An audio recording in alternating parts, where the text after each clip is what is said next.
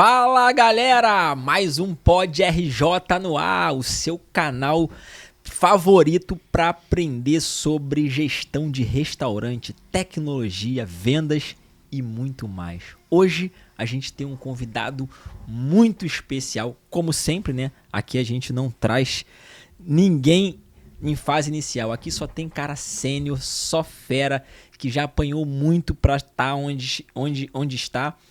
E vou apresentar o programa hoje com o meu brother Segundo. E ele hoje vai apresentar pra gente uma música bem bacana. E agora é isso, todo o programa vai ter música, porque a gente tem um artista fera aqui. Segundos, vamos que vamos, de música. Em homenagem ao Pedro Hermeto, vamos de Lionel Rich. No sun's funny, but I just can't stand the pain. Cadê a percussão? Pô, mas... Girl, I'm leaving you tomorrow. Vambora. Pô, coisa linda. O cara manda muito. Pô, vou ter que pagar ingresso aqui, hein, cara. Ah, meu irmão, imagina eu quando for no melhor restaurante, num dos melhores restaurantes do mundo. O que é que... Maravilha. Pessoal, esse podcast é uma realização do JJ e da Arco Foods, que proporciona para você. Só que sozinho a gente não faz nada, então a gente precisa de parceiros para apoiar a gente aqui nessa iniciativa e continuar trazendo esse conteúdo gratuito, maravilhoso para vocês. Então eu queria apresentar para vocês aqui a Compra Food Service, né, da Unilever Food Solutions.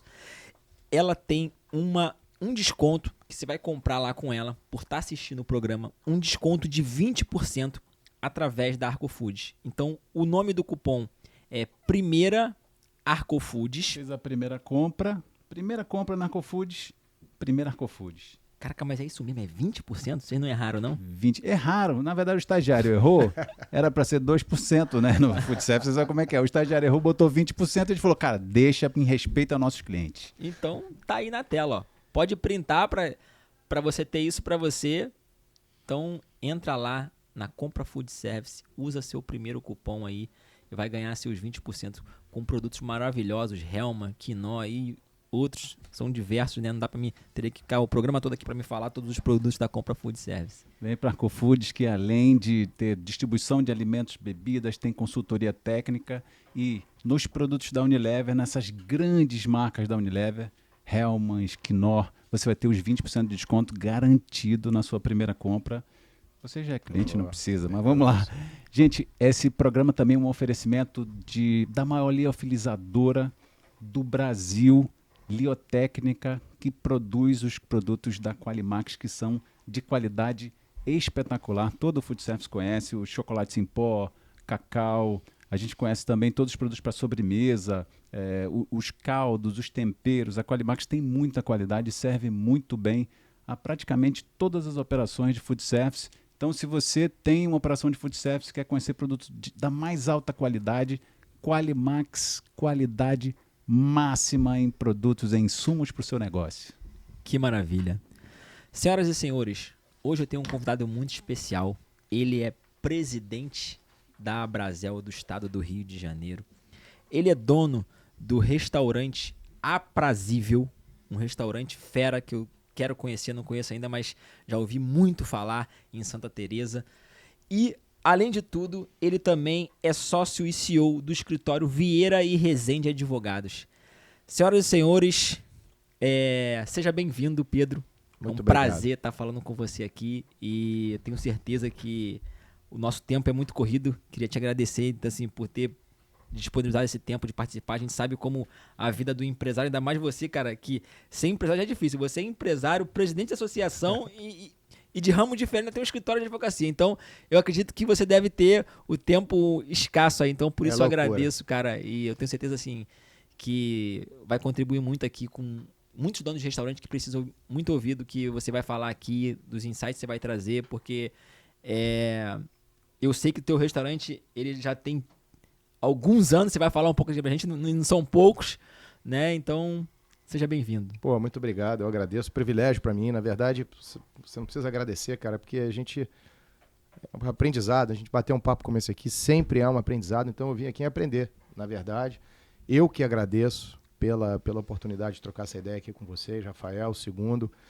E vamos que vamos. Muita coisa para falar aí. Vamos tentar organizar as ideias. Vamos começar pelo seguinte. Eu queria saber da tua história, né? Como que você começou? Eu sei que o restaurante Aprazível, ele já tem muitos anos, né? Eu queria que você contasse uma história breve aí de como que tudo começou, pra galera entender aí. Claro, vou contar agora. Segundo, tem que falar pra ele que não dá pra dizer que não conhece o Aprazível não, que pega mal, cara.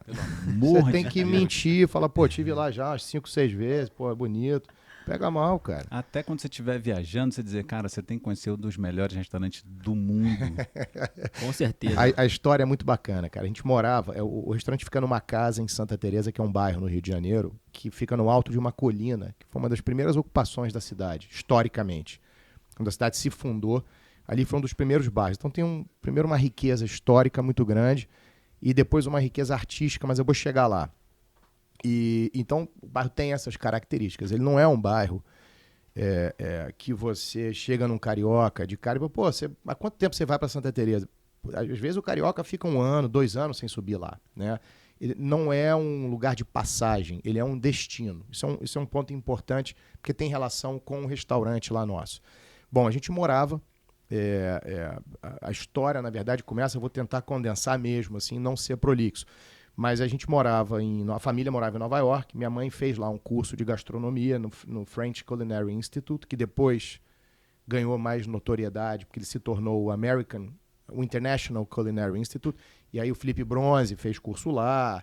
Você tem chefes de renome hoje, estrelados aqui no eixo Rio-São Paulo, que por lá passaram e esse instituto ganhou muita fama. Mas, pois bem, ela se formou lá final da década de 80, início da de 90. A gente morava lá e lá ela comprou uma casa em Santa Teresa, aonde a gente foi morar quando voltou para o Brasil. E a gente morava na casa e ela, tendo voltado ao país com a formação de chefe, foi arrumar restaurante para trabalhar. Que restaurante que existia na época que era assim de reputação absolutamente inquestionável?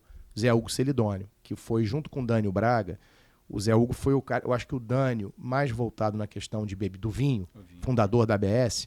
O Zé Hugo, que era contemporâneo dele, se não me falha a memória, talvez um pouco mais velho, fez esse movimento com a gastronomia aqui no eixo Rio-São Paulo. Ele abriu a gastronomia para os ingredientes europeus e de outros lugares com sofisticação. Minha mãe foi lá bater a porta, falou, queria trabalhar aqui contigo. Ele, pô, mas você, uma senhora tão distinta, você vai trabalhar num restaurante, você não vai ganhar muito. Ela falou, não importa, eu acabei de me formar, é o que eu quero.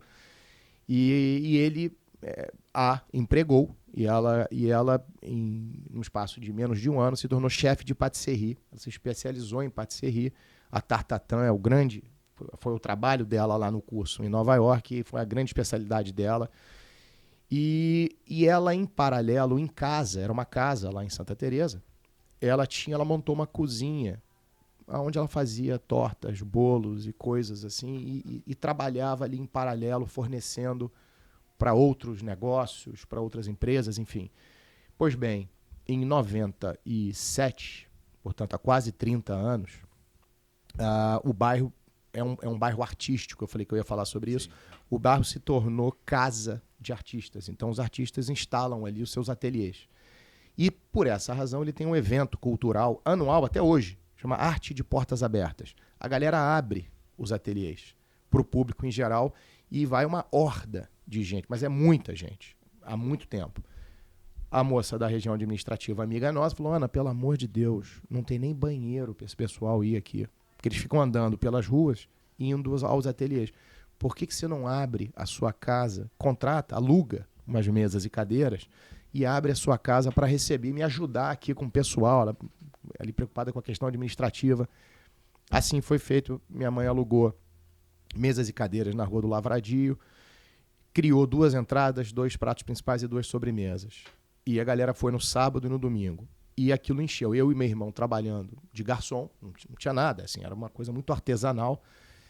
E as pessoas diziam, pô, mas isso aqui é maravilhoso, e a comida é muito boa, sua mãe é muito talentosa, eu quero voltar semana que vem. Eu falava, não, hipótese nenhuma você vai voltar, porque corre o risco de você nos pegar aqui de pijama, eu e meu irmão. Então não volte, em absoluto.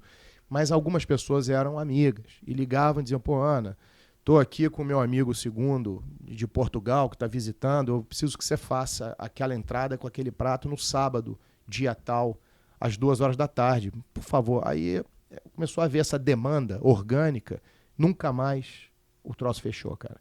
E aí o que era? Uma casa, a minha mãe coabitou enquanto restaurante durante 4 anos, 3 anos e meio, 4 anos, quer dizer, um exercício de generosidade. Imagina abrir sua casa pra galera, ir lá comer e dividindo banheiro, dividindo tudo. Isso é muito Santa Não, Teresa, cara. exatamente. Mas uma guerreira, uma cascuda, né? E aí virou, aos poucos, ele foi tendo uma transformação de algo residencial, artesanal, para algo comercial, empresarial, com um viés empresarial, etc. E lá se vão quase 30, 28 para 29. Caramba. Loucura. Cara, essa foi a história. Nunca mais fechou. A gente tem uma coisa curiosa, Rafael. Num dado momento da nossa trajetória, a gente tinha uma parceria com... Parceria não, a gente tinha uma relação comercial com um banco grande aqui no Rio de Janeiro, e esse banco, sabendo da nossa história, falou, pô, gente, olha, vocês podem ir lá conversar com os nossos gerentes da Zona Sul, a gente faz um evento anual, vocês podem ir lá falar, fazer uma palestra, você e sua mãe, sobre a história do restaurante, porque para nós é um case. E lá fomos nós. E quando a gente conta a história, o pessoal de banco, né, que é aquele pessoal de planilha, número, DRE, demonstração contábil, etc. Os caras, pô, olha só, se vocês não tivessem aberto dessa forma, nunca teria sido fundado o restaurante. Porque quem, em sã consciência, em 1997... Cara, 1997... O nego andava de coach em Santa Teresa, assim, parecia faroeste americano. Aquilo ninguém ia, era deserto. E quem em sã consciência concordaria em fundar um restaurante no lugar onde você chega, Rafael já foi, então ele conhece, você tem 50 degraus. Você chega na rua e a rua passa aqui em cima e você tem 50 degraus para acessar o restaurante. Não sacou? foi feito para ser restaurante. Bicho, concorda comigo? Sim, sim. A gente botou um elevador depois, e tem um elevador lá e tal. A gente fala que a gente botou o elevador para os clientes, mas não, eu tenho 4 cirurgias no joelho. Foi para mim mesmo. O principal usuário do elevador fui eu. Futebol é complicado. Pô, não né? dá, futebol não dá para jogar mais. Futebol dá. Futebol não dá. Aí, então eles falam isso, cara, se você tivesse sentado com sócios fundadores, potencialmente sócios fundadores de um negócio, em torno de uma mesa, para discutir número e para discutir a abertura de um restaurante em Santa Teresa, naquele lugar, porque aonde o restaurante se encontra, que leva o mesmo nome do restaurante, que é a Rua Aprazível, a gente se baseou no nome da rua, é fora do eixo comercial de Santa Teresa, que está fora do eixo comercial da cidade, sacou? Então é o fora do fora. Então, desde o início, e aí eu acho que a Ana, minha mãe, foi muito feliz com o posicionamento, pulando um pouco aqui para marketing já, ela foi muito feliz com a coisa do posicionamento de marketing, porque ela sempre quis que o restaurante fosse destinado a um público que não era o público, digamos assim, padrão de Santa Teresa naquela época. Você conhece o bairro? Santa Teresa, à época, e eu diria que talvez até hoje, e aí não vai preconceito absolutamente nenhum, é apenas uma característica do perfil de consumo do público. Ele está mais para a cerveja e para o pão de queijo, para o pastelzinho lá do Bar do Mineiro, que eu adoro, são amigos, do que, principalmente em 1997, do que para, digamos, para a gastronomia mais sofisticada. Eu não chamaria de alta gastronomia, porque a gente nem se pretende a isso, né? Eu acho que é um fine dining, assim, para usar os termos lá dos americanos, mas produtos, a gente usa tudo. Bom, depois a gente pode falar um pouco sobre a questão do conceito filosófico, mas o posicionamento dela desde lá de trás foi esse. E ela dizia, poxa, eu não gostaria de ser um estabelecimento para o qual viessem aqui um cara para tomar uma original com pão de queijo só. Não, a gente vai se propor aqui a algo mais, a uma sofisticação. Uma experiência. A uma experiência, desde o início. E assim foi. Então essa história da fundação lá do Aprazível. E hoje existem receitas lá que eram utilizadas naquela época pela sua mãe? Porque você não vai acreditar. Porque isso vai um pouco contra o preceito de você sempre inovar e sempre renovar o cardápio dos estabelecimentos, que eu entendo. Mas lá é uma história diferente, Rafael. Quase todos os pratos que estavam lá na criação, que eu falei para você no dia que eu e o João, meu irmão, fomos trabalhar, quase todos aqueles pratos se mantêm no cardápio. É uma loucura, cara. É uma loucura. Foi um acerto, assim, na mosca, no D0, sabe? E a gente muda. E, assim, não levem isso como uma dica comercial e de marketing. Por favor, é uma questão muito particular do restaurante, que é muito particular. Quem foi lá e quem for lá vai perceber isso. A gente muda pouco, porque a gente tem uma demanda muito grande pela manutenção daquelas pessoas, têm uma relação de afeto assim, com o que se criou lá atrás. Foi muito acertado no momento inicial. Sim. Que massa. Isso pode não ser uma dica de negócio, mas tem uma dica de negócio importantíssima aí, que é a formação, né? O investimento em formação. Legal. Você pode não ter o contexto, você pode não ter os recursos, você pode não ter a instalação, você pode não ter nem a intenção de criar uma grande marca de restaurante no Rio de Janeiro. Mas se você tem conhecimento, se você se transborda em você valor para entregar para as pessoas percebem e as pessoas extraem de você esse valor e fazem com que o seu negócio aconteça, né? O negócio não foi planejado, o negócio aconteceu. Como é que você sai daí para ser um dos melhores restaurantes do mundo, meu irmão? Cara, foi um salto mesmo. Desculpa, só claro.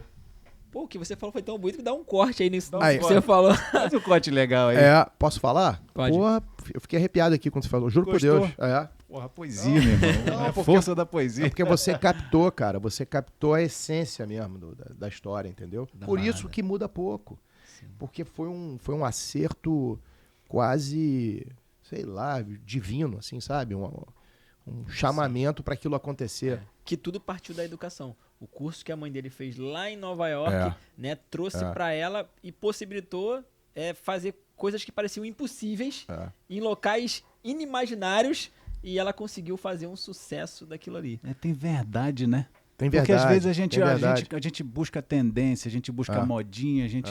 eu sou músico, mas aí agora o que está fazendo sucesso é sertanejo. Vamos cantar sertanejo, agora é o trap, vamos cantar o trap. Mas quem é de verdade entrega a verdade, as pessoas percebem e isso tem valor. Isso que você está falando, segundo, é de uma profundidade incrível, porque isso tem relação com uma opção de coisas, barrei aqui, perdão. Isso tem relação, por exemplo, eu vou anualmente pela Brasel para a National Restaurants Association Show, em Chicago. Vocês devem, é uma das maiores feiras. Já 2 anos consecutivos. Ah lá, então.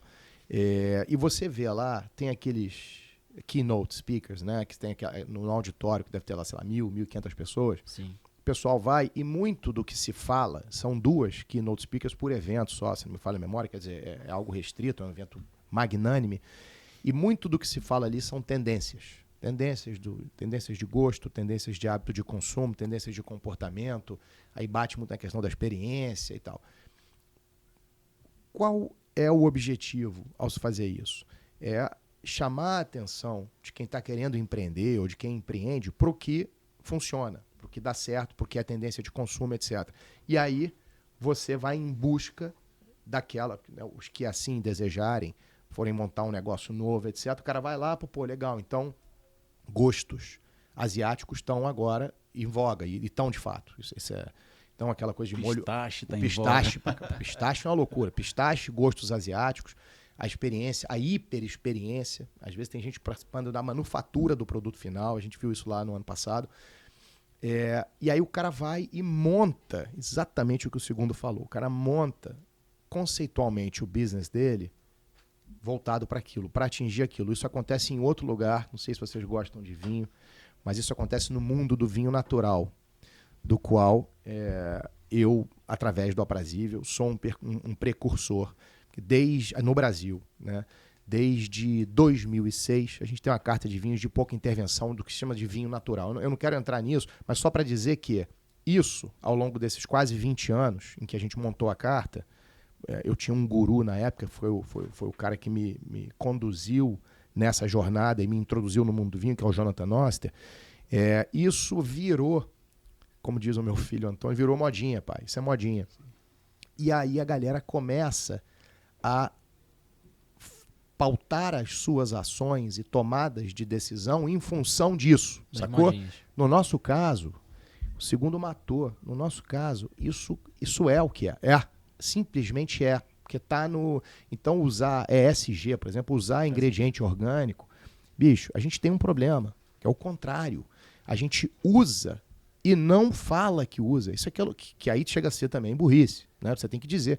Então a gente usa um arroz, por exemplo, biodinâmico, que custa 75% mais caro do que um arroz convencional, que vem de uma família do sul, Volkmann, acho que pode falar, porque os caras são guerreiríssimos, e a gente não fala que a gente usa esse arroz, mas é um arroz que, porra, minha mãe faz questão de usar, porque é um arroz que é diferente, que traz... Então você entende como a verdade, no nosso caso, antecedeu ela antecedeu as tomadas, ela baseou as nossas tomadas de decisão e não o contrário, sacou? Então isso é a grande profundidade do restaurante. Eu acho que isso tem um desafio, e aí entra a coisa do marketing, de conseguir comunicar isso através da marca. E por incrível que pareça, Profundo. Eu sou um homem de marketing, eu sou um homem de vendas, mas mesmo quando eu era de agência de marketing, que eu chegava nos contextos e queria divulgar, é verdade, cara, não há nada superior à verdade. Se você encontra a verdade, você consegue comunicar melhor, você consegue conectar pessoas com a verdade, né, de um restaurante, ou seja do que for. Fazer uma provocaçãozinha aqui, a gente tem eleição municipal agora, essa é o grande desafio do político, é fazer o interlocutor dele achar que ele está falando a verdade, que nem sempre acontece, mas é o grande desafio do cara ele parecer verdadeiro. Sim. Agora, eu acredito, ainda nesse assunto, eu acredito que ao longo da tua jornada, certamente as ofertas para você sair desse caminho de essência foram tentadoras, né? Eu imagino, cara, por que você não tira o restante daí e bota naquele lugar? E aí, assim, eu acredito... A gente já tá vendo o resultado final, que é sucesso. Então, deu certo você não ter atendido todas essas demandas de modinha, de vamos para um lugar melhor. Eu queria saber como é que você... Se realmente você teve essas tentações de sair um pouco fora do eixo, e como é que foi isso? Cara, imagina os convites dele. Shopping. Vem aqui pro meu shopping, vem aqui pra desfeira. Vem aqui. Vocês dois são casca grossa mesmo, que vocês vão no ponto... vocês entendem do riscado mesmo. A gente teve proposta da Sheik do Catar, que é uma mulher lindíssima, inclusive, que esteve lá conosco. Vieram ela e mais 2, 3 pessoas da família com 15 seguranças. Eu não sei se na Copa do Mundo de 14, eu não me lembro quando. E ela ficou tão impressionada com aquilo, e ela chegou para nós assim, com aquela entourage toda do lado, e falou, vocês não querem abrir um aprazível no Catar? Eu olhei para minha mãe e falei, pô, agora não dá, né? Difícil até considerar uma proposta dessa. A gente recebeu várias. Então, assim, Portugal, aliás, tem um episódio curioso. Num dado momento da nossa trajetória, a gente recebeu um convite para abrir um negócio ali na região de Cascais e Sintra. E a gente entendeu que não era o momento ainda, etc. E o cara abriu um aprazível. Você acredita? Com a mesma tipografia. Aproveito aqui para registrar isso. Com a mesma tipografia. Mas já tem... sei lá, tem mais de 5 anos. As pessoas me ligam e falam, pô, Pedro, eu tô aqui no Chiado, em Lisboa. Pô, vocês estão foda, parabéns, hein? Abriram um negócio aqui. Eu falei, cara, não é nosso. Mesma tipografia. Aí eu visitei. Caramba. Não, você fica... Já consultei, a gente tem a nossa marca registrada aqui no INPI, mas, pô, em 97, quando a gente pediu o registro, a gente não se atinou para pedir um registro internacional que tem, pelo direito de propriedade intelectual, você pode abraçar outras... regiões geográficas, quando você faz um registro. Mas, pô, cara, lá em 97, bicho, porra. Meu irmão, registro aqui em Santa Teresa mesmo, não era nem no Rio de Janeiro, não era nem no Brasil. E aí acaba acontecendo isso, mas outra propostas sedutoras que nos apresentaram vinho, algumas importadoras grandes de vinhos convencionais, falando, pô, Pedro, deixa de ser burro, cara. Você está vendendo menos. A gente teve que tirar.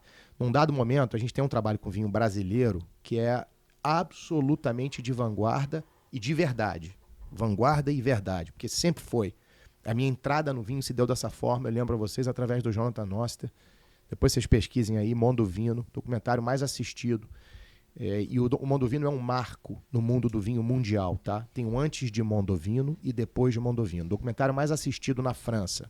Eu já tenho muitas dicas de Você já documentação. você tá com várias. Mas ele foi processado simplesmente depois pelo Robert Parker e pelo Roland Villar, que são os caras que, enfim, isso é um outro assunto. Porra, Pedro, deixa de ser burro, cara. Você tá vendendo essas coisas que não vendem, o pessoal não entende esses vinhos. Porra, fecha aqui com a gente uma parceria, eu boto uma adega para você aí, você vende só Chile, Argentina, uns vinhos fáceis, redondos, baixa acidez, doces. E a gente, cara, não se vendeu, a gente, por uma questão, seria ferir a nossa filosofia. E o que é pior do que isso, cara? Ferir a filosofia. Torcer o joelho jogando bola é ruim, mas ferir a filosofia é muito ruim também, porque você dorme mal, você foge da sua verdade. Então, você desconecta do seu negócio. Você se desconecta, bicho. Talvez, fazendo uma reflexão aqui, segundo, tivesse funcionado lá atrás, no curto prazo. A gente teria vendido mais. Eu não tenho dúvida, Rafael, vou fazer de novo aqui. Até meio difícil falar isso no programa como vocês, porque pode ser percebido como uma dica ao contrário. De novo, eu não tenho dúvida de que eu tive, ao longo desses anos todos, desde 2006, uma carta de vinhos menos comercial do que eu poderia.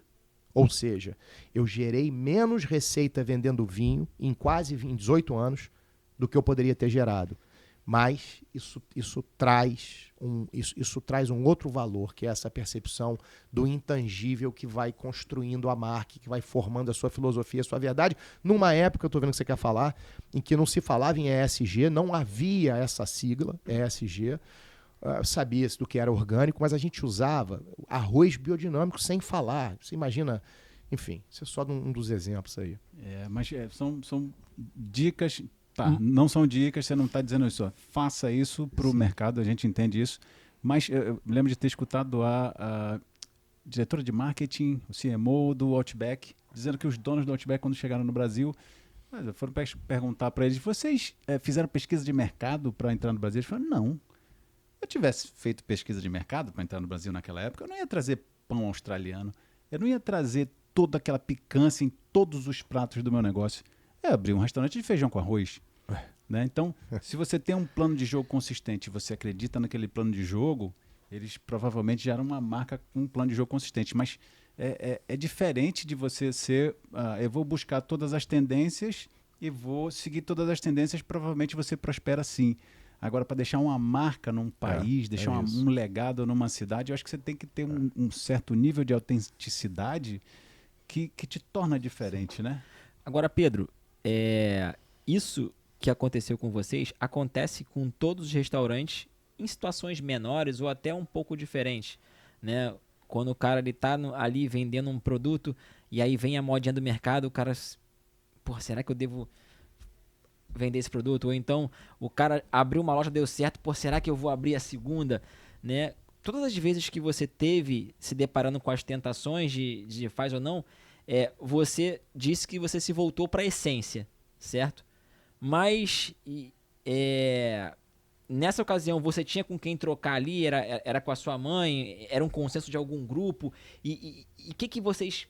Como é que vocês definiam de fato se vamos ou não vamos fazer? O que você usava como base, além da essência da filosofia? Tinha mais alguma coisa? Cara, vamos priorizar a segurança aqui, né? Tipo, time que tá ganhando não se mexe, enfim. O que você analisava? Eu acho que, assim, teve, inegavelmente, sendo humilde, porque eu acho que a humildade é a maior virtude do ser humano em qualquer caso. Eu acho que teve uma dose de conservadorismo, sim, e, uma palavra meio feia aqui, mas de cagaço, de fazer e de não dar certo em outro lugar. Há sempre a percepção muito da coisa da localização física e geográfica do restaurante como parte do seu sucesso, no nosso caso, porque é uma vista magnífica, é uma coisa espantosamente bonita, né? Então, sempre teve uma boa dose disso, mas, na verdade, Rafael, a gente usava essas propostas, a gente teve algumas para São Paulo, por exemplo. Num determinado momento, o nosso público de paulista excedia o de carioca, porque a gente também tinha o turista de fora, mas aí lá no início mesmo, lá levando para a década de 90 ainda, nosso público de paulista excedia, porque o paulista ele é mais, não quero pontificar aqui uma verdade, mas ele tem uma tendência a ser mais cosmopolita, e principalmente naquela época a diferença em relação ao Rio de Janeiro era ainda maior, e o cara tá olhando, né, pro que está acontecendo no mundo, etc. Então eles olhavam o Aprazível como um fato imperdível, assim, sabe? Era um must see, must go. Então virou uma atração. Então a gente teve proposta para São Paulo, etc. Para responder a tua pergunta, sabe o que a gente fazia? A gente abria um restaurante. Sabe aonde? Lá. Eu abri já 2 restaurantes dentro do Aprazível. Como? Cara, primeira coisa, a gente fez uma obra de contenção. Numa das propostas que a gente recebeu, a gente sentou à mesa, eu, minha mãe e meu irmão. Você perguntou se a gente se valia de algum grupo e tal. Não, às vezes algum amigo para trocar uma ideia e tal. Mas a gente sentou e disse, bom, estamos recebendo essa proposta aqui. A gente vai fazer esse movimento, porque também tem o risco de você banalizar a marca. Se a gente fosse abrir vários aprazíveis pela cidade, havia um risco ali de banalização da marca e da gente concorrer com a gente mesmo, etc. Mas isso a gente já entendeu. Então, teve um processo de formação de inteligência sobre o assunto. Assim, o que é mais prudente? Sabe quando você está fazendo uma autoavaliação e a gente precisa ter, o americano chama de self-awareness, né? É entender quais são suas fortalezas e fraquezas para aí sim você se movimentar. Então, diante de algumas provocações, a gente reagiu. Só que a gente reagiu, uma vez um amigo meu falou, pô, você não vai fazer aquele negócio, você não vai abrir aquele restaurante, era num shopping, você não vai abrir aquele restaurante no shopping e tal. E eu falei, não, a gente abriu um restaurante de 70 lugares. Pô, que legal, aonde? Eu falei, aqui, embaixo. A gente construiu aí que eu estava contando. A gente investiu um dinheiro pesado em obra de contenção, porque o terreno é uma pirambeira, você que já esteve lá, Rafael, você deve se lembrar. O terreno é uma pirambeira e a gente foi construindo platôs, né? Com obra de contenção de BR. Sabe BR Rio Santos, que você passa, tem aquele com tirante de 14 metros, estaca de 14 metros e tirante de 8 metros, cara. E a gente foi criando, através dessa engenharia, platôs em que a gente ocupava. Então, se você vai no restaurante, a gente tem 2 bares, um localizado na área de cima, outro localizado. O de baixo foi numa área que a gente criou.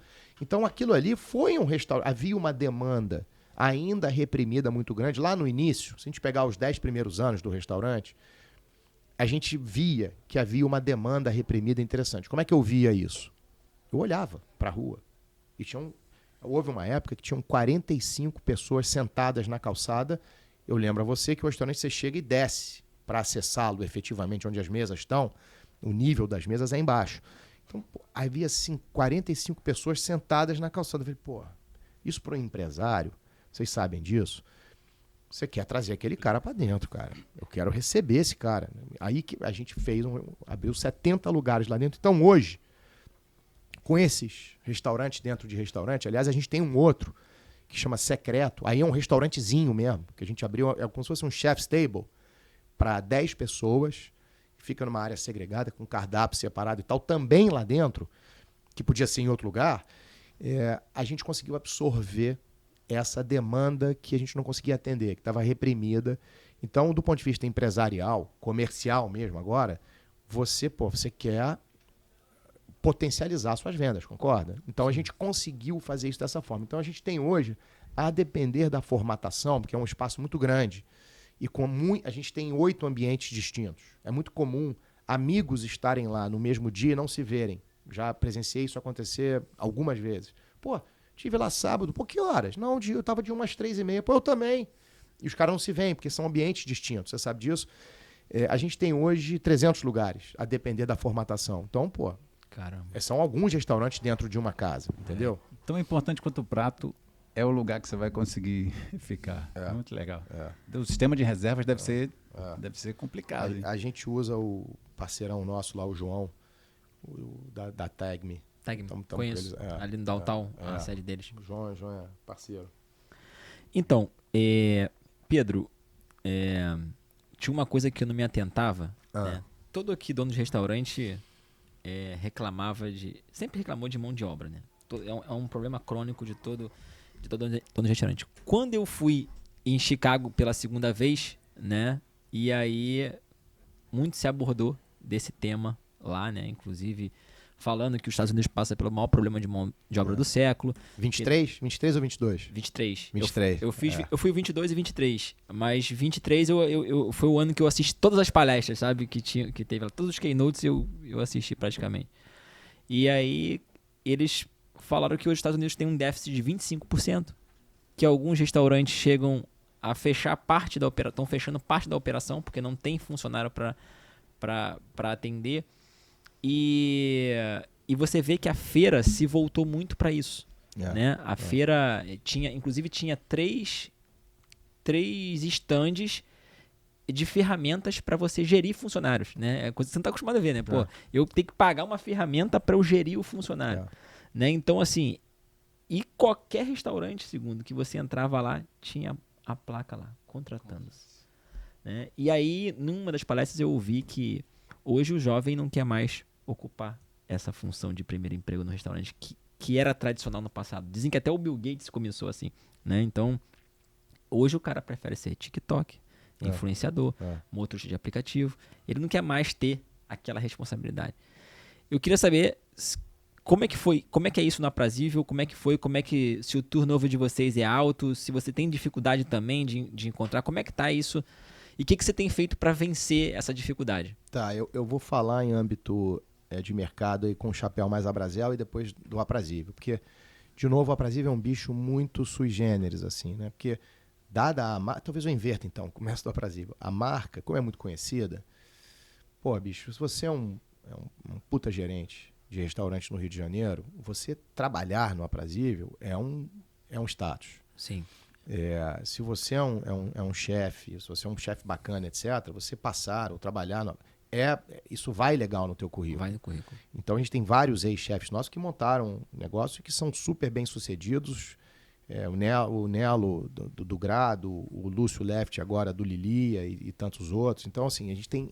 acaba que vira também um celeiro, e no vinho a mesma coisa. Né?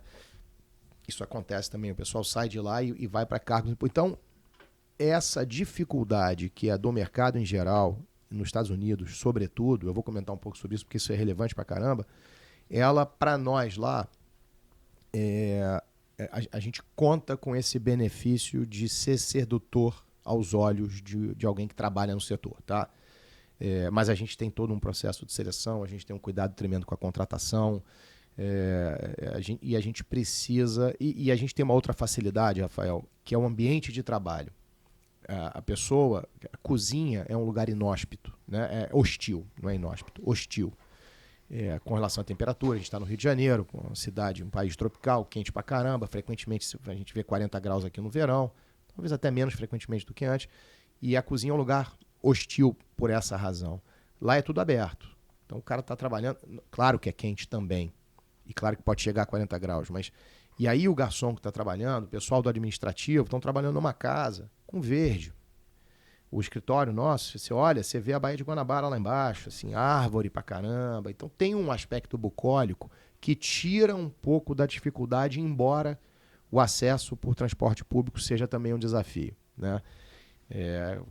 Custo Brasil. A gente gasta dinheiro com segurança, com transporte, com tudo que deveria ser fornecido e provido pelo Estado, mas vamos nessa. Cara, nos Estados Unidos e no mercado em geral, isso é um problemaço e que foi acentuado, você tem toda a razão, pela pandemia, com a noção de bem-estar e de valorização da vida. Então as pessoas antes, aquele cara que você dava um tapinho no ombro, falava, pô, segundo, vem cá, aqui, ó, trabalha aqui nessa cozinha aqui, meu irmão, tá aqui o teu material. E sábado e domingo é quando o bicho pega, tá? Porque, né? As pessoas não querem, as pessoas querem sábado e domingo estar em casa, com suas famílias, com um tempo mais de qualidade. Quer dizer, então ficou muito difícil contratar, a mão de obra ficou muito mais escassa, a menos disposição, como você falou, principalmente por parte da galera do primeiro emprego das gerações mais novas. O grande desafio, me parece, para o RH, eu acho que o RH hoje nas empresas, e aí de maneira geral, se tornou uma área absolutamente imprescindível e estratégica, tá? RH hoje, e aí eu falo inclusive pelo escritório de advocacia, é estratégico. A gente precisa entender e fazer a leitura correta do que as gerações mais novas estão querendo, o que elas almejam, o que elas buscam. Porque senão a gente fica para trás e o outro cara que fizer essa leitura correta vai levar esse talento. E a gente depende de talento, cara. Eu ali preciso... a gente trabalha com pessoas, preciso entender muito bem essas pessoas. Então, nos Estados Unidos, esse problema é um problema, inclusive, que tem relação... De novo, aqui para falar um pouco de política, tem eleição agora lá presidencial. A política relativa à migração no país, e a imigração, ela é relevantíssima por conta disso. O Trump, por exemplo, fala que vai mandar, vai tirar uma porção de imigrante ilegal e provavelmente vai aumentar o custo da mão de obra, porque vai faltar gente no mercado. O mercado lá, a taxa de desemprego lá já está muito baixa. Você já tem por isso que a inflação, você tem a questão da inflação subindo, você tem um risco inflacionário importante, uma pressão importante, e isso tem um reflexo relevantíssimo na questão de mão de obra. Então, assim, em termos de mercado geral, Rafael, eu acho que o desafio e o caminho seja montando uma área de RH, e é claro que isso, o cara que está com a barriga no balcão, numa hamburgueria, no interior, num subúrbio aqui do Rio, vai ouvir isso, vai achar que eu estou maluco. Pô, como é que eu vou montar um time de RH? Mas, como o setor é muito vasto em termos de perfil de empreendedor, muito do que a gente fala, quando a gente se dirige ao público, ao setor patronal, precisa ser modulado. Então, eu peço que isso seja modulado. Assim, quem tiver condições tem que montar um RH, quer dizer, trazer pessoas que entendam efetivamente, isso vai ajudar na captação e na retenção. Porque não adianta você trazer o cara, você perguntou de turnover. O nosso turnover lá é baixíssimo. A gente tem um êxito grande em relação a isso, um sucesso, a gente faz um trabalho interessante nesse sentido.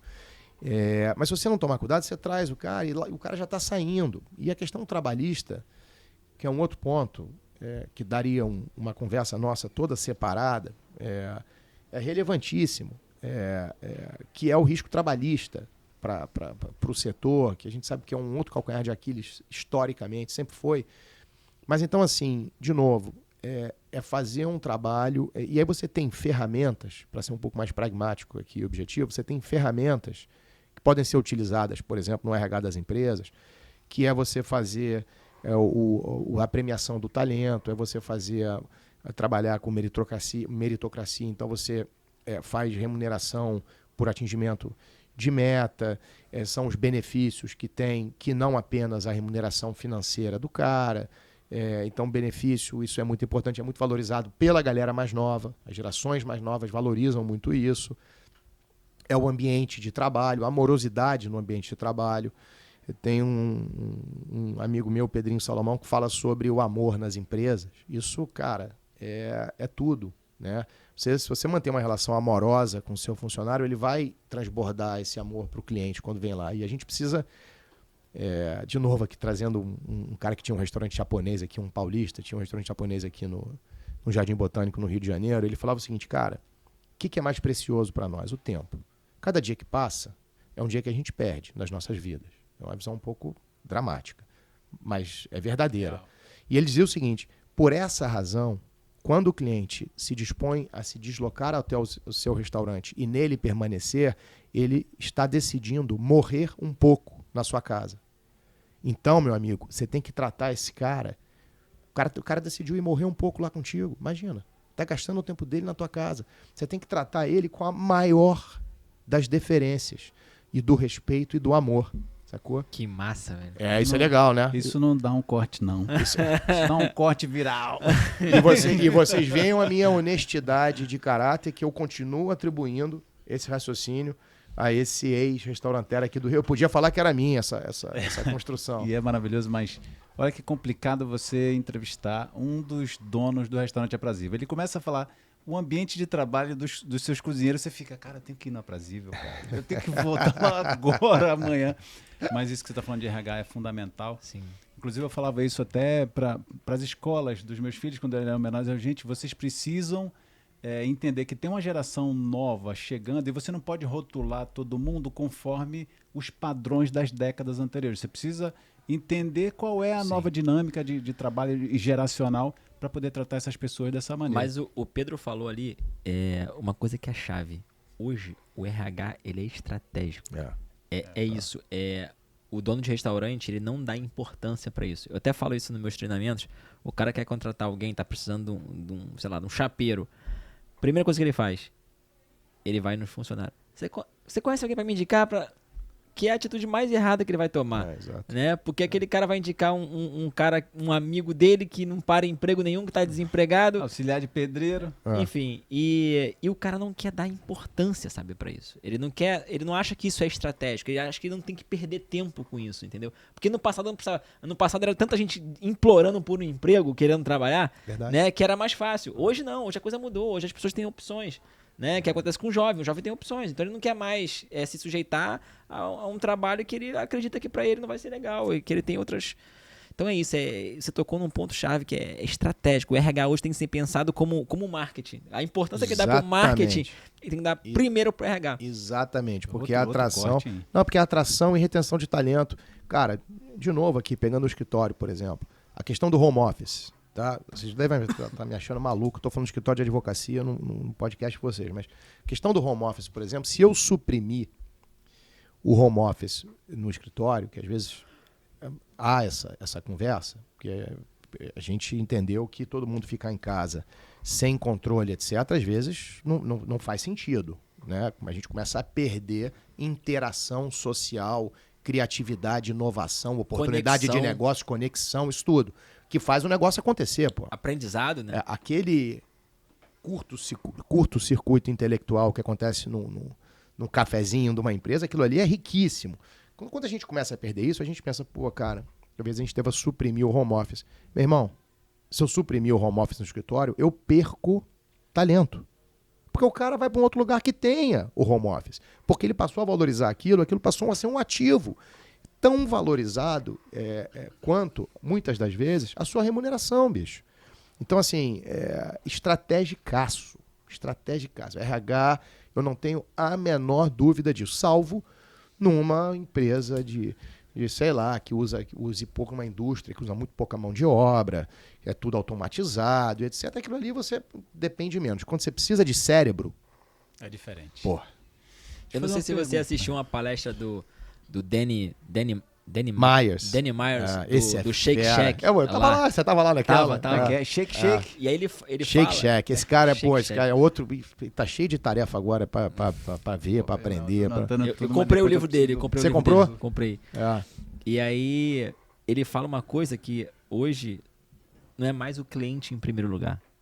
É o teu time em primeiro lugar. Porque é ele que vai prover tudo pro cliente. Então... E é 100% O que eu falei aqui? Você trata com amorosidade o seu funcionário, ele vai transbordar essa amorosidade pro cliente, cara. Ô Pedro, você falou foi muita coisa boa. E eu tô tentando compilar aqui, deixa eu ver se eu consigo entender, porque assim, você tem uma jornada espetacular, você e a sua família. E eu anotei algumas coisas. Conhecimento, verdade e amor. Importante para fazer essa jornada de uma casa aberta ao público com uma senhora fazendo receitas e seus filhos servindo. Como que tipo de conselho você dá? Eu sei que isso daria uma história de horas, mas que conselhos rápidos você dá para alguém que quer fazer a primeira unidade, o primeiro restaurante dele, mas ele está pensando em ser um dos melhores do mundo? Conselho? Uau! Eu acho, eu vou ser um pouco... Você foi super... poético e profundamente poético na sua pergunta, porque você coletou aí as informações e as ideias que são, de fato, assim, acho que são a alma nossa, né? A nossa essência ali nessa jornada de sucesso. Eu vou ser menos poético, se você me permitir, vou ser um pouco mais pragmático. E eu falo muito isso quando eu volta e meia falo aí nos lugares. O meu primeiro conselho é tentar fugir de um padrão da indústria, que hoje em dia já é um pouco menos padrão, mas eu acho que ainda persiste, que é o do sujeito que teve uma experiência mal sucedida numa determinada atividade profissional, mas cozinha muito bem, pô, o cara faz um estrogonofe bem pra caramba, ou então a companheira ou o companheiro dele também fazem uma coxinha de galinha, o cara tem um talento para cozinhar, pô, então eu vou montar um negócio. E o cara vai e monta um negócio sem preparo nenhum profissional. Porque ele acha que como ele sabe, ou a companheira dele, ou enfim, quem quer que seja próximo a ele, sabe cozinhar bem, tem talento, ele acha que isso basta. Vocês devem observar isso no mercado. E isso basta. Quando adveio a pandemia, a gente teve um número de quebras ali no curto prazo gigantesco. É o cara que estava que eu brinco que ele cai de parapente. Porque aí então aposentou. Não, pô, aposentei, mas pô, sempre fiz uma moqueca deliciosa. Vou botar um restaurante, pô. Eu sei fazer uma moqueca. Cara, restaurante envolve 70 outras atividades que, além de cozinhar, que você precisa saber, que você precisa entender, você precisa estar bem assistido. Vai parecer que eu estou fazendo propaganda aqui da Abrazel, mas quando você vai buscar, por exemplo, assistência, assessoria, assessoramento com associações que possam te ajudar, cursos, vi bater um papo com quem é empresário, com vocês, por exemplo. Eu falei para vocês, a minha vinda aqui hoje tem um propósito inicial de aprendizado, cara. A gente tem que buscar esse aprendizado. Quando você se prepara e planeja, de novo, pouca relação com a minha história no Aprazível, né? Mas eu estou falando em termos gerais. Quando você faz essa preparação cuidadosa e se como é que fala? Se circunda de pessoas com formação técnica importante, cara, a chance do êxito aumenta muito. Sobretudo num país em que empreender é tão difícil, né, como o Brasil. Então, por que eu estou falando isso, Rafael? E segundo, pelo seguinte, cara, a gente já se pôs, uma vez na Brasil, a gente se pôs a enumerar as áreas de conhecimento, por exemplo, no direito que a gente precisa ter para tocar um restaurante. Então, você tem direito trabalhista, por exemplo, você precisa saber. Eu não trabalho com direito trabalhista na minha vida, a minha formação é com direito comercial, societário. Eu me considero um bom entendedor de direito trabalhista, porque eu precisei disso. Direito tributário, então você precisa de uma assistência tributária absolutamente importante. Aí, de novo, o cara que está com a barriga na hamburgueria aqui no subúrbio do Rio vai olhar e falar, pô, esse cara tá, como que eu vou ter uma assistência tributária? Mas, cara, vai buscar uma parceria, uma associação, a Abrazel, por exemplo, e pode ser outra, assim, fornece, ela provê esse tipo de assistência, e tem várias ferramentas tecnológicas digitais que dão esse aconselhamento na Abrazel. É a própria razão da existência dessa associação. Cara, ela existe para isso, sacou? A verdade da Abrazel é essa. E ela ajuda muito, cara. Eu mesmo fui favorecido muito pela Abrazel, eu queria até dar os parabéns aqui. Legal. A Abrazel, ela encabeçou um projeto, segundo, chamado Open Delivery. Cara, quando eu entrei nesse negócio de tecnologia, eu falei assim, cara, como que alguém já não fez isso antes? Né? Os caras simplesmente, eles criaram um padrão, né? Como se fosse uma ABNT dos sistemas de restaurante, para que eles conseguissem se comunicar, né? Porque o maior problema que você tem hoje, inclusive esse é um dos motivos que o vermelhinho lá dominou, é a falta de comunicação e de integração dos sistemas se falarem e conversarem. Entre si, sacou? Então, quando você muda, eu não vou te interromper não, porque a tua reflexão está perfeita. Quando você muda o teu cardápio numa mídia, você precisa mudar em outras 6 mídias que você adota. Esse código padrão, que foi o trabalho da Abrazel, é uma comunicação única, cara. Você muda numa como é que chama? Numa interface só. E aquilo já dispara para todos. Mas continua que eu estou gostando. E vamos estar juntos nos headquarters da... Exatamente. Então, cara, isso assim, nos fez conectar com vários sistemas. Isso deu um crescimento pra gente. Pô, que legal, cara. Não sabia disso não, Sim, Rafael. eu fui um dos primeiros a aderir lá à plataforma. Eles entraram em contato com a gente fez essa adesão, né? Então, hoje, o que eu demorava antigamente, vamos dizer aí, 3 meses para entregar. Por exemplo, o primeiro sistema que eu me integrei foi um sistema, não sei se você conhece, chamado Colibri.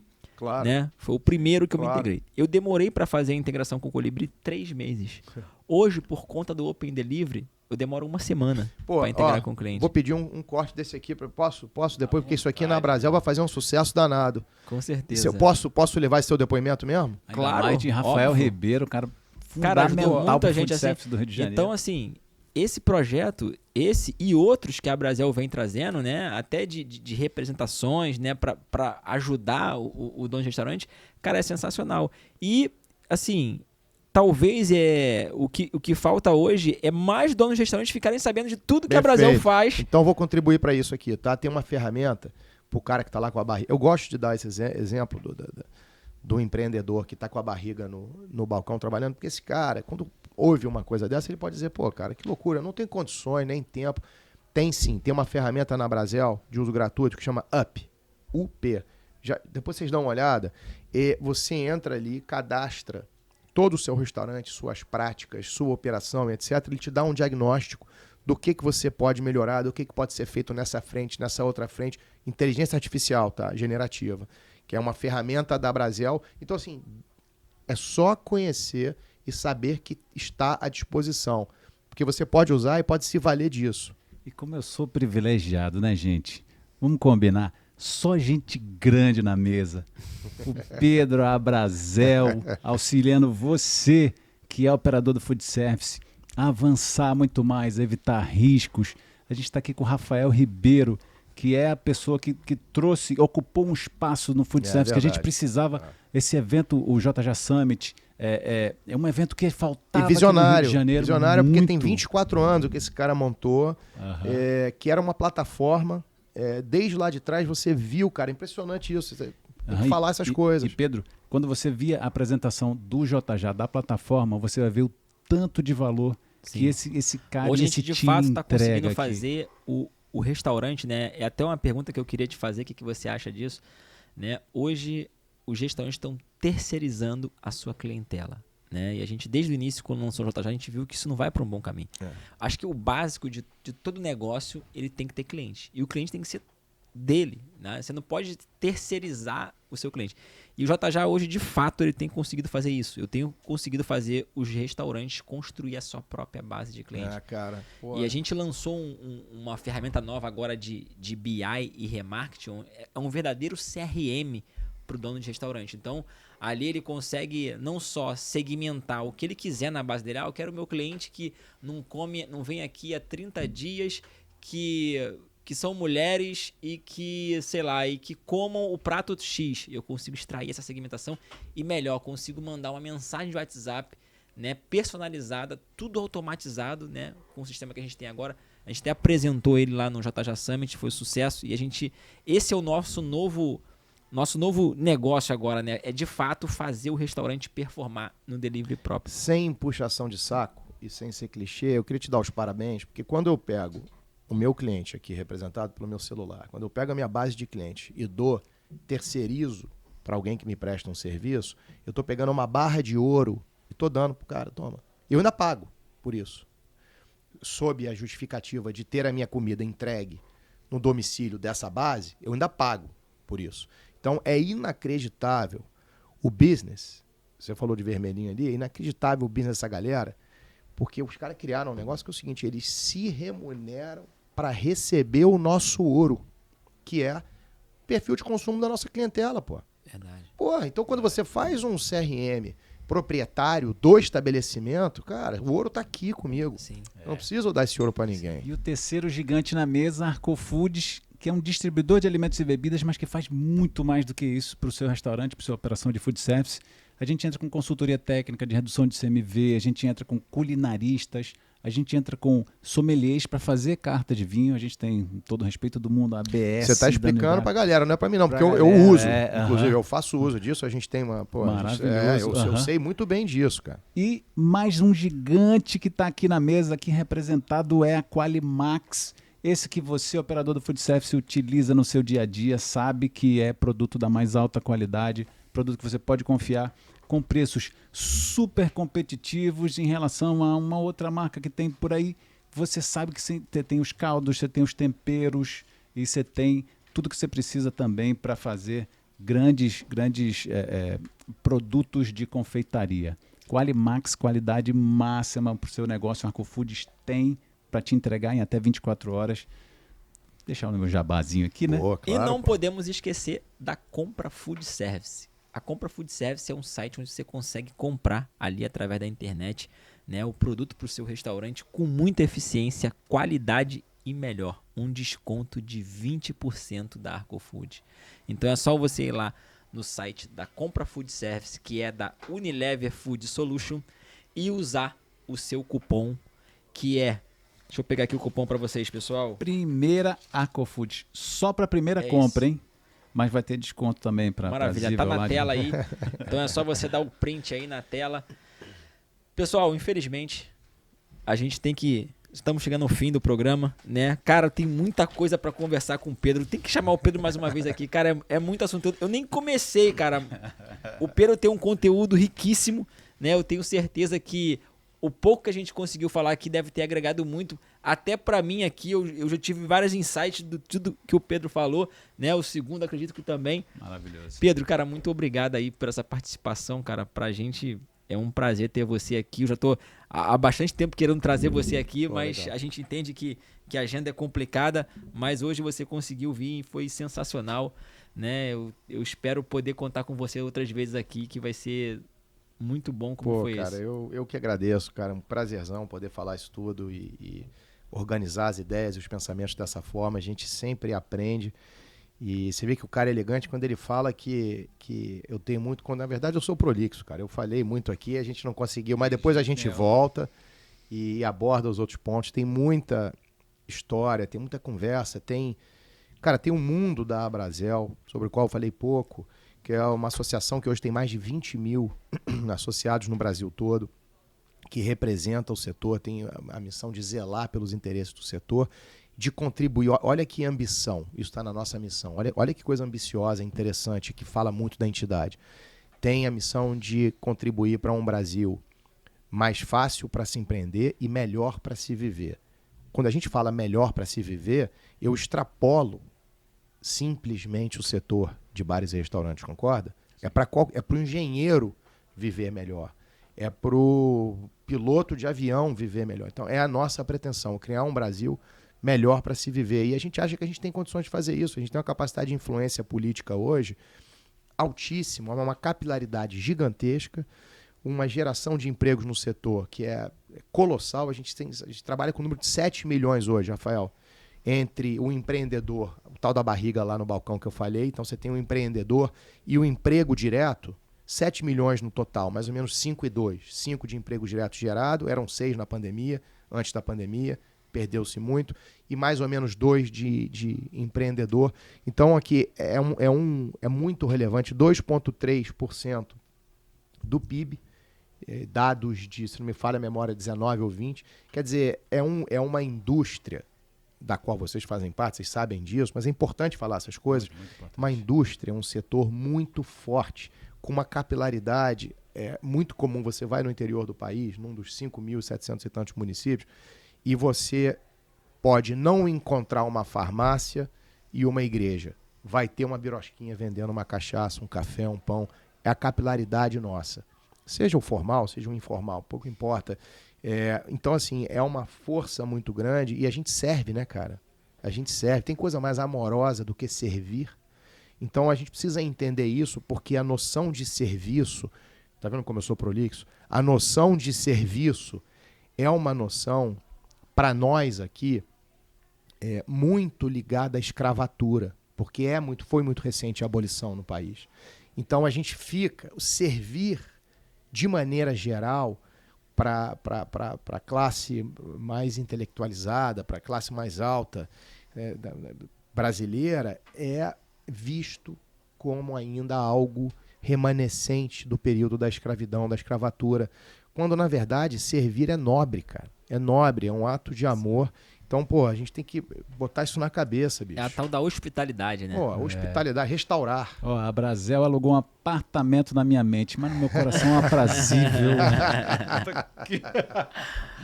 Camarada. Obrigado, Pedro. Aí, eu queria pô, eu não sei se vocês têm um protocolo, alguma coisa. Pô, não dá pra ele encerrar só com aquela cantoria Vambora. linda, meu. O cara tem uma voz... Mise.